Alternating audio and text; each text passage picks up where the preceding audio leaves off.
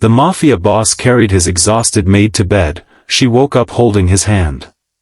The last thing Elena Marsh remembered before the darkness took her was the cold marble floor rising up to meet her, and the sound of a crystal vase shattering somewhere far away, as if it belonged to someone else's life and not her own collapsing body. She had been on her feet for 19 hours straight. 19 hours of scrubbing floors that were already spotless, of pressing shirts that would never wrinkle, of carrying trays up staircases that seemed to multiply every time she climbed them, all inside a mansion so vast it swallowed sound, swallowed light, swallowed the last of her strength 1 hour at a time. She had not eaten since breakfast.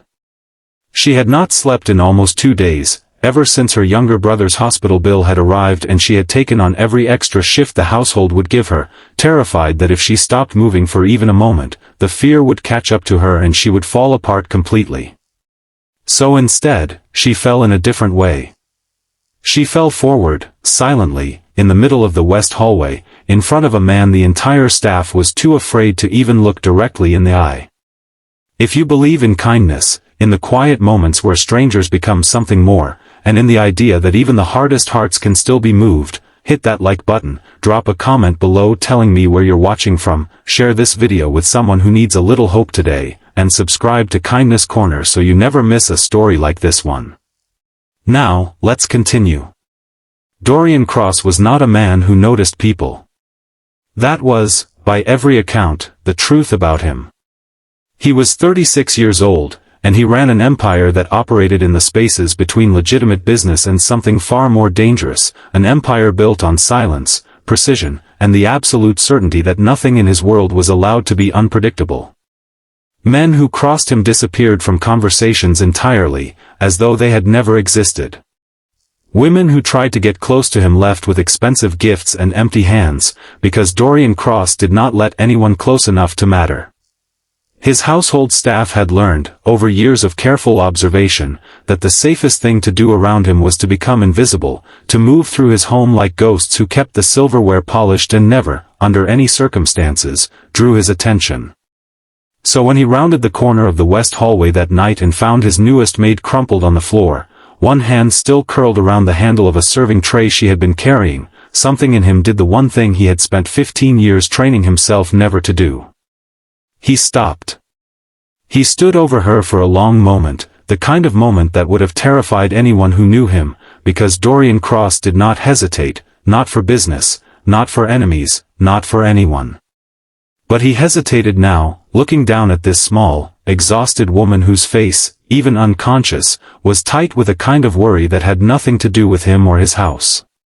There was something in the sight of her collapse there, still gripping that tray as if duty could outlast the body, that cracked something loose in his chest that he did not have a name for.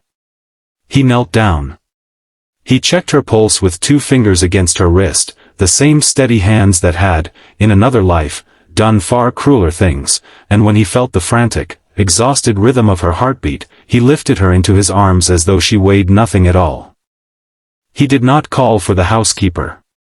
He did not summon a doctor, not yet. He carried her himself, down the long hallway past the portraits of ancestors who had built this empire in blood, up the private staircase that led to the east wing where no staff member had ever been permitted to set foot, and into a guest room with soft linens and a view of the garden, a room that had sat unused for years because Dorian Cross did not entertain guests he cared enough to comfort. He laid her down gently, pulled the blanket over her thin shoulders, and stood there for a moment longer than he intended to, studying the exhaustion etched into her young face, the calluses on her palms, the faint bruise on her forearm from some accident on the job that no one had bothered to ask her about. He should have left. Every instinct honed by a life of controlled distance told him to walk away and let the housekeeper deal with it in the morning. But instead he pulled a chair beside the bed, and he sat down, and for reasons he could not fully explain to himself, he stayed. When Elena's eyes fluttered open hours later, the room was unfamiliar, softer and warmer than the servants' quarters she had grown used to, sunlight pouring through curtains she had never seen before. Panic rose in her chest immediately, the sharp fear of someone who has learned that waking up somewhere unexpected rarely means anything good. She tried to sit up, and that was when she felt it, the warmth of a hand wrapped around hers, fingers laced together on top of the blanket.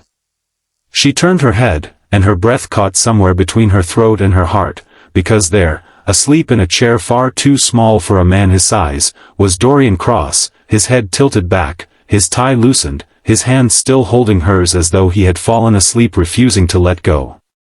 For a long moment, Elena did not move. She simply stared at him, at the sharp lines of his face softened by sleep, at the tattoos disappearing beneath his open collar, at the strange and impossible tenderness of the scene she had woken into.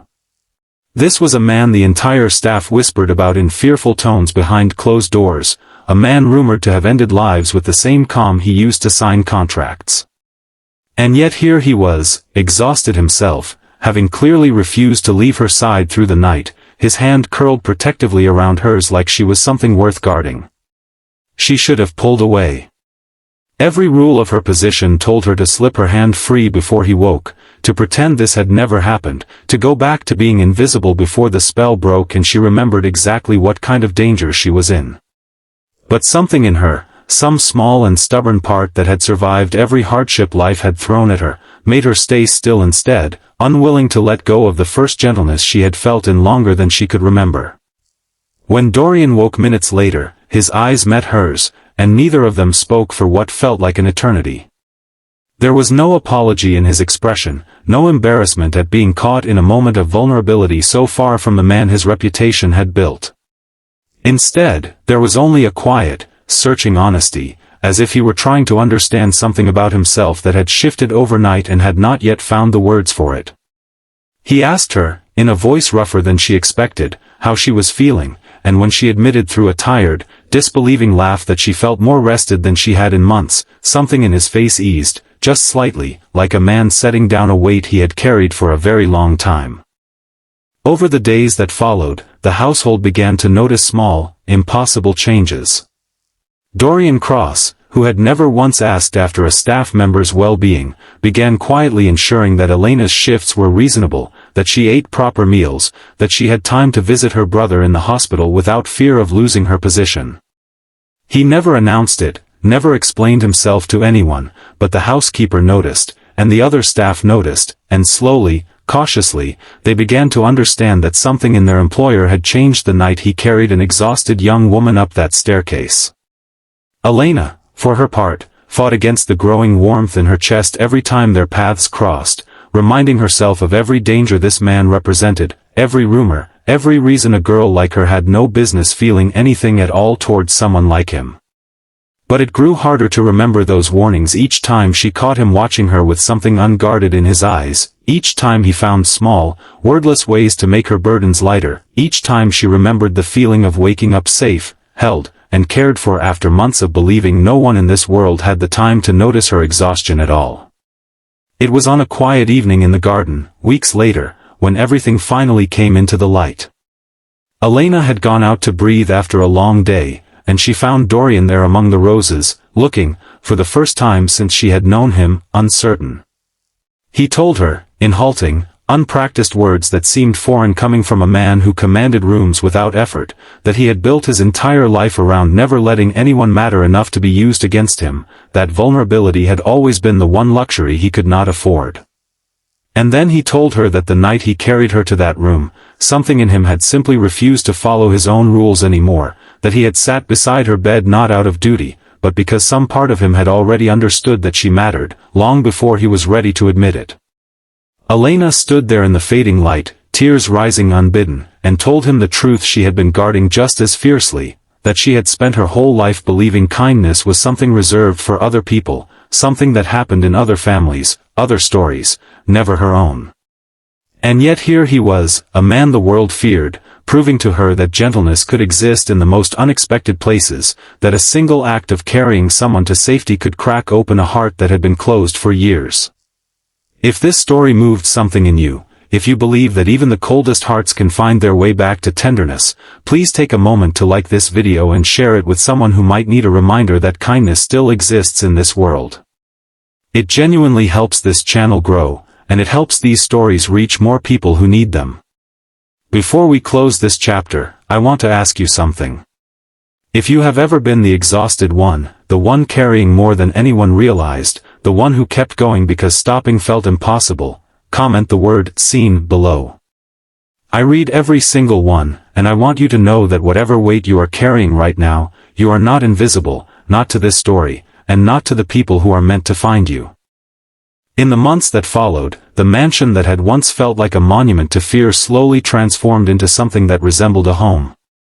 Dorian Cross never became a soft man, never lost the sharp edges that had built his empire, but those who watched closely could see the difference in him, a steadiness that had not been there before, a warmth reserved only for the woman who had once collapsed in his hallway and ended up holding his heart instead of just his hand. Elena never forgot where she came from, never forgot the years of exhaustion and fear that had shaped her, but she carried them differently now, no longer as burdens she bore alone, but as the very things that had led her, against every impossible odd, into a love she never could have imagined finding in the coldest house she had ever worked in. And perhaps that is the truest kind of second chance there is, not the erasing of hardship, but the discovery that someone, somewhere, is willing to carry it with you.